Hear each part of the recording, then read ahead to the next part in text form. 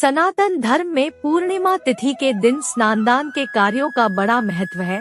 पंचांग के अनुसार इस बार माघ महीने की पूर्णिमा तिथि 24 फरवरी को पड़ रही है। मान्यता है कि इस दिन धर्म कर्म के कार्यों में शामिल होने से सभी पापों से मुक्ति मिलती है और 32 गुना ज्यादा पुण्य फलों की प्राप्ति होती है। इस दिन जगत के पालनहार श्रीहरि विष्णु और माँ लक्ष्मी की पूजा आराधना का विधान है। कहा जाता है इससे माँ लक्ष्मी और भगवान विष्णु प्रसन्न होकर भक्तों की सभी मनोकामनाएं पूरी करती है। माघ पूर्णिमा व्रत कथा। पौराणिक कथा के अनुसार कांतिका नगर में धनेश्वर नाम का ब्राह्मण रहता था।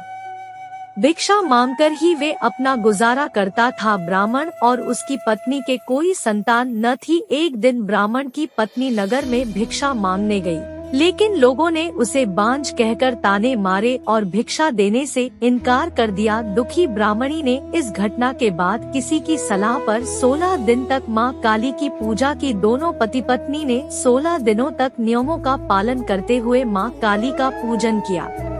मां काली उनकी भक्ति से प्रसन्न हुई और उनके समक्ष प्रकट होकर ब्राह्मणी को गर्भवती होने का वरदान दिया। देवी ने कहा कि पूर्णिमा के दिन एक दीपक जलना और धीरे धीरे हर पूर्णिमा पर एक एक दीपक बढ़ा देना, ऐसा कम से कम 32 दीपक जलाना। पूर्णिमा व्रत का पालन करना।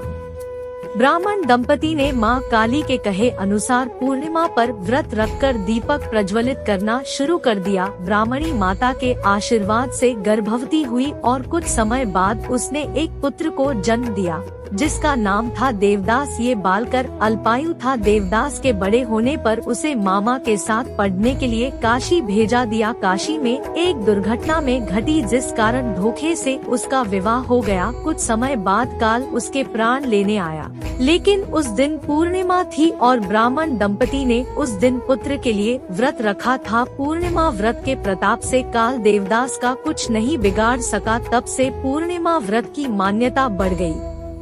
ये व्रत कष्टों का नाश करता है, संतान दाम्पत्य जीवन में खुशियाँ लाता है, धन में वृद्धि होती है।